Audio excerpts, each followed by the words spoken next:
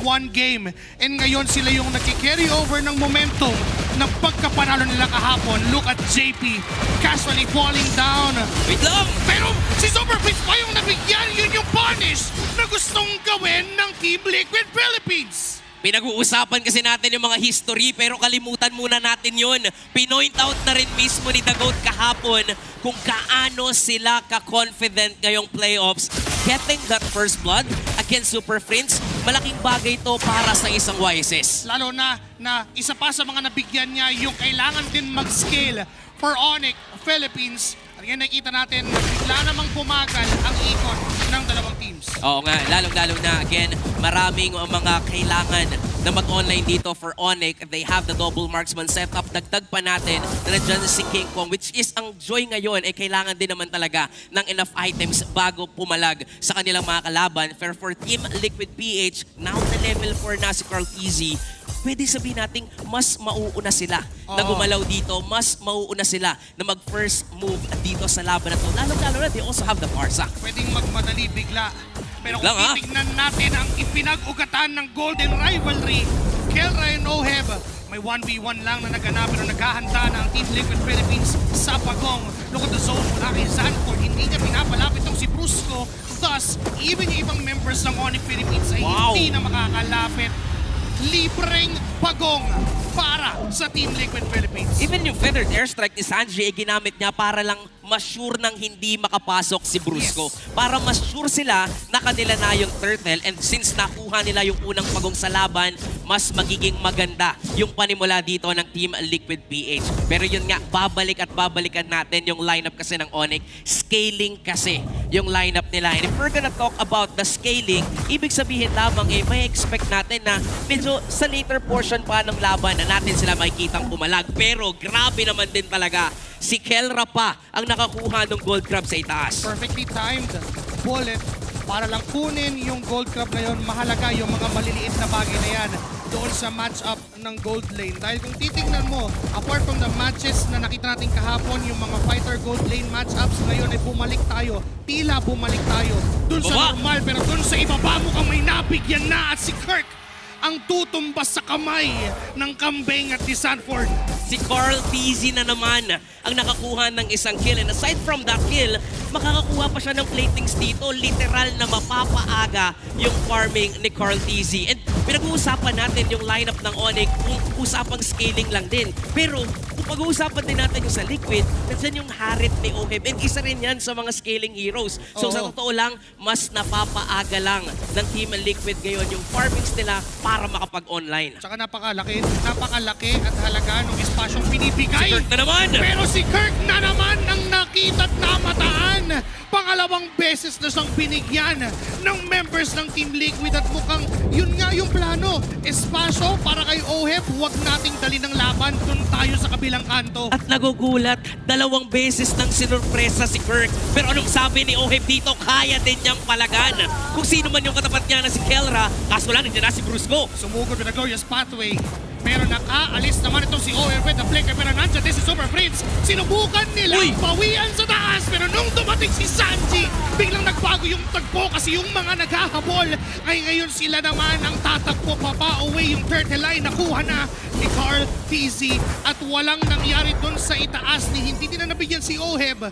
Tumalon pa nga si JP para kay Brusco pero di niya tatamaan. Lamang pa rin ang Team Liquid. At hindi pa tapos yung laban, si Kirk na naman. Ang tirada dito ni Carl Tizzy, nandun talaga yung focus ng init ni Carlito. Dun sa baba, mainit siya masyado kay Kirk. Ang kaso lang, dun sa taas na nakita nating laban kanina, tinry naman ng Onyx i-punish si Oheb. Pero mukhang alam na rin ni Oheb to Kasi ilang beses nang nag-play lang si JP, tapos tinayuan lang doon itong si Kelra. Pero sa baba, nakita ang 6 na minuto ng laban. At ngayon ay 5,000 na ang kalamangan ng Team Liquid PH. Para sa Onyx, kailangan nilang makahanap dito ng paraan para kahit papano, kahit isa lang, maka-pick off sila. Ang kaso nga lang nagsasama-sama na ang Team Liquid PH. Ngayon, si Brusco gumamit ng kanyang ultimate. Sinubukan niya maglatag para makapasok ang Onyx Philippines pero lahat ay hinarangan. Bago pa man sila makalapit, ay bigla-bigla't unti-unti na silang sinasaktan. Pero may mountain shocker mula kay Carl at sakto yung damage. Mega kill! for Carl TZ. At hindi pa tapos dahil naghahanap pa ng gulo. Tumalon si JP na AOG at si King Kong. Naipit si Oheb. Hindi pa na naipit na si Oheb. Nabigyan ng gold lane ng TLPH. Ngayon nahabol na maguli ang Onyx Philippines. Super Friends on the front line. Sumusubok na bawas-bawasan. Pero si Carlito ay may ginagawang pagnakaw ng orange buff ni King Kong. Malinaw na ang lalamang doon ay Team Liquid PH. Pero dahil meron pang feathered airstrike na ginamit Sanji. Glorious Pathway, ginamit na rin ni Brusco para sana makahabol pero hindi pa rin nila maaabutan ang Team Liquid Philippines. And now na si JP ay nakaharang uli sa mukha ng Onyx Philippines. Alam niya kung saan nanggagaling lahat. Alam niya kung saan papunta ang Onyx. Kaya nakakapaghanda ang Team Liquid. Pero maganda pa rin yung ginagawa dito ng Onyx, especially for Brusco na hindi siya nag-aalangan gamitin yung Glorious Pathway para lang madepensahan nila yung Oo. gitnang torre. Kasi once ma-open yan, once makuha yan ng Team Liquid PH, alam nilang mahihirapan sila lalong gumalaw eh. So might as well, ibuhos na natin lahat ng pwedeng ibuhos para hindi lumiit yung gagalawan natin dito sa mapa. Ang kaso lang, since puro kayo dyan naka-focus, ang Team Liquid, humahanap sila ngayon sa ibang parte ng mapa tulad nitong Lord na sinisimula na doubt i-contest to ng Onyx. Ginamit pa pati yung Mountain Chakra para lang sure sila na walang paparating na miyembro ng Onyx Philippines at ngayon mukhang yung gitna ang pwedeng sunod na target. Pinato na yung bangka pero wala naman tatamaan, just zone away yung Onyx at makukuha na nila yung turret doon sa gitna at may Lord pang paparating ng galing sa base ng Team Liquid. Itong laban na to ay masasabi nating basadong-basado ng Team Liquid PH ang Onyx. Ang Super Fam, nagsasama-sama sila pero kahit magkakasama, sa ngayon alam kasi nila na hindi pa enough yung damage output nila. Lalong-lalo na for Super Friends and Kelra, hindi sila naging malaya makapag-farm dito Yes. sa laban. Pinoint out din ng panel natin kanina na hindi na ganoon kumbaga may advantage ang mga mid laners kasi sila rin mismo nahihirapan mag-farm. So, lalo na ngayon, nahihirapan talaga ang Onyx PH. Pero ito, nag-group up na naman ang Team Liquid. Mukhang ito ang unang pagkatok dahil papasok na ang TLPH sa base mismo ng Onyx. Pasag na yung Holy Shields doon sa gitna. Maaari nilang ulitin ang pagbangga dahil may mga minions naman na napaparating. May Lord pa sa taas. Nagmamatsa ng mabilis. Pero ang target ng TLPH ay yung gitna. Glorious Pathway ni natin ni Brusco. Pero pinigilan lang ng Dark Wave ni Sanford.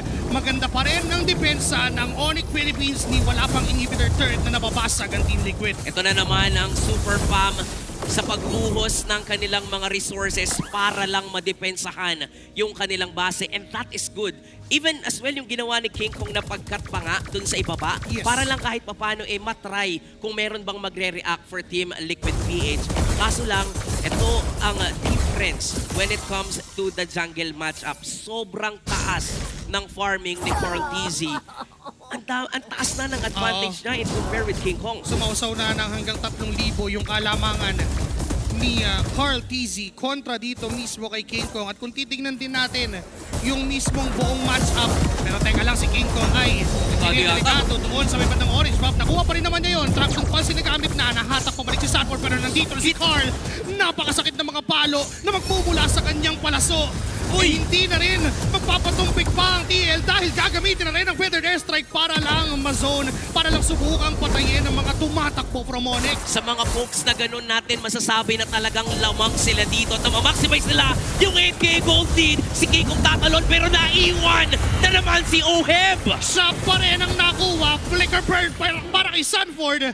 At aatras ng tuluyan ang Team Liquid Philippines. Those 2 kills na meron ng Onyx Philippines, those are the 2 deaths na meron si Oheb. At liliit na naman ng onti dito ang lead na meron ng Team Liquid. Pero hindi natin maipagkakailan, nasa kanila pa rin ang lead. Sila pa rin ang may hawak ng kontrol ng laban, pero kailangan nilang respeto dito ang Onyx. Kasi baka doon sila kumuha ng confidence para nga kahit paano ilaban nila tong Lord kasi alam nila, mabubuhay pa lamang si Oheb, so sila na mismo ang nagsimula ng laban dito. In fact, sila pa nga agad ang pumosisyon. Sanford! Pero si Sanford magiging target. Bumaba ang kanyang buhay at sa pool ng mga bala mula kay Kelra, may ton mula kay JP. Brusco's gonna go down.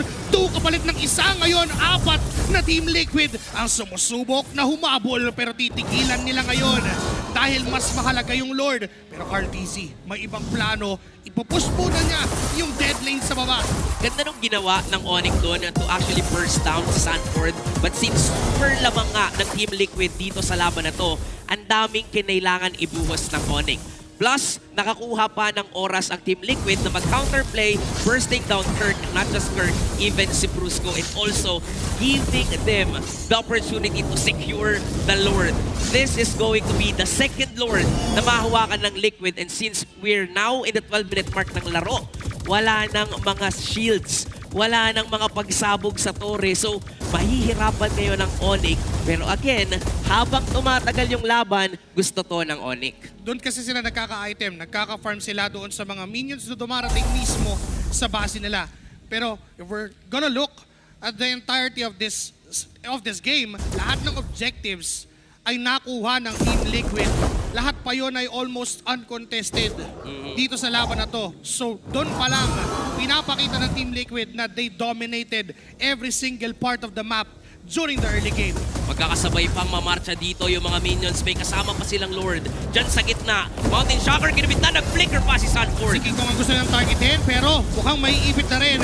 Joris Pathway ay ginamit ng Onyx para makadepensa, pero basag pa rin naman yung Torre sa gitna at Torre doon sa baba. Si Cartesi, si Brusco ang gusto pang punteriyahin. Ngayon si King Kong ang isusunod. Si Oevan nakapatay. 5 laban sa 3. May Lord pa silang daladala. Eh, double ba? Makatok sa base, unti-unti nang sinisira. Team Liquid Philippines ang makakaunang hakbang. Magandang panimula.